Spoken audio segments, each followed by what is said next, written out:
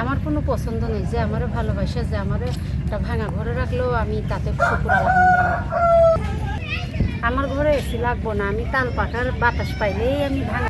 আমার ঘরে এসি লাগবো না, আমার তাল পাখার বাতাস হলে স্বামীর আদর ভালো। আসসালামাইকুম দর্শক, আপনাদের প্রীতি ও শুভেচ্ছা জানিয়ে শুরু করছি আমাদের আজকের প্রতিবেদন। তো দর্শক, দেখতে পাচ্ছেন আমাদের সামনে এক আপু দাঁড়িয়ে আছে। আমরা তার গল্পটা শুনবো, জানবো আপু কেন আমাদের ইউটিউবের মাঝে আসলেন, তিনি কি বলতে চান। আপু আসসালামু আলাইকুম, ওয়ালাইকুম সালাম।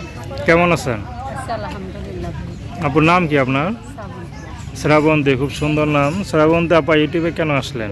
অনেক কষ্ট করে আছি, কি কষ্টে আছেন? অনেক কষ্টে আছে। বাবা বিয়ে করছে, বিয়ে করে চলে গেছে, মা মানুষের বাসা ছিল আসছে, এটা মাদ্রাসা করে ছোটো থাকলে কি একটা মেয়েকেও প্রতিবেদনের সামনে আসে। আচ্ছা, এই বয়সে তো ঘর সংসার করবেন, তো স্বামী সংসার রেখে ইউটিউব। ভাই এখন অনেক কষ্টে আছি, বাবা চলে গেছে, ভাই এটা মাদ্রাসা করে অভাবের সংসার। সুখে দুঃখে থাকলে কি একটা জোয়ান মেয়েকে প্রতিবেদনের সামনে আসে, কষ্ট করেই তো আসছে। আপনাকে বিয়ে শাদী হয় নাই? না ভাই, এখন হয়নি। কেন হয় নাই? হয় না, মনে করে যে বাবাই গেছে টাকা পয়সা দরকার, ভাইয়ারও মাদ্রাসা করে অভাবের সংসার, এখন একলা আমি কেমনে চলতে পারে, এই জন্য নিজে কামাই করে সেল দিয়ে সাজিয়ে দেবে। আচ্ছা, তো আপনি কি করেন? আমি সেলাই কাজ করতাম, আমার মেশিনটা নষ্ট হয়ে গেছে, এখন কিছু করেন না? এখন কিছু করি না ভাই। এখন আমি বলছি মিডিয়ারের সামনে আইসি, এখন যদি মনের মতন একজন মানুষ আমার পাশে থাকে, যদি বয়স্ক হয় কোনো সমস্যা নেই, আমি তার পাশে থাকি। আচ্ছা, তো আপনাদের তো তেমন কোনো অর্থ সম্পদও নাই মনে আছে?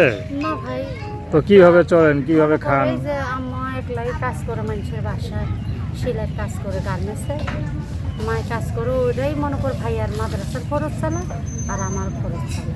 আচ্ছা, তো আপনি এখন বিয়ে শাদী করতে চান তো? হ্যাঁ, এখন যদি বলেন। আমার পাশে কেউ থাকে, আমি তার পাশে আচ্ছা, থাকি। পাঠাবেন, সব কিছু পাঠাবো।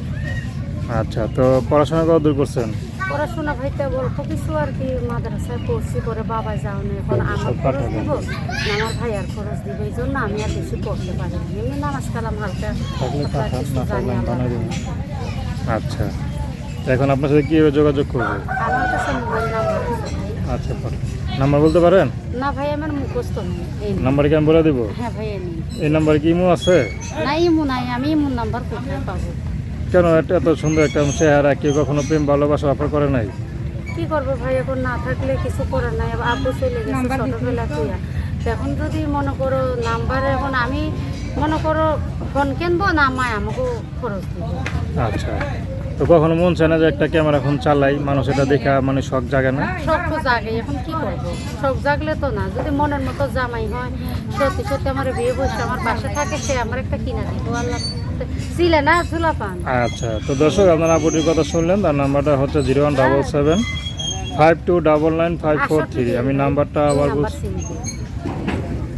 তো দর্শক, আমি নাম্বারটা আবার বলছি, 01727809968, 01727809968। তো দর্শক, এই নাম্বারে ফোন দিলে আপুটির সাথে যোগাযোগ করতে পারবেন। তো প্রেম ভালোবাসা বিয়ে শাদী করা একান্ত আপনাদের ব্যক্তিগত ব্যাপার।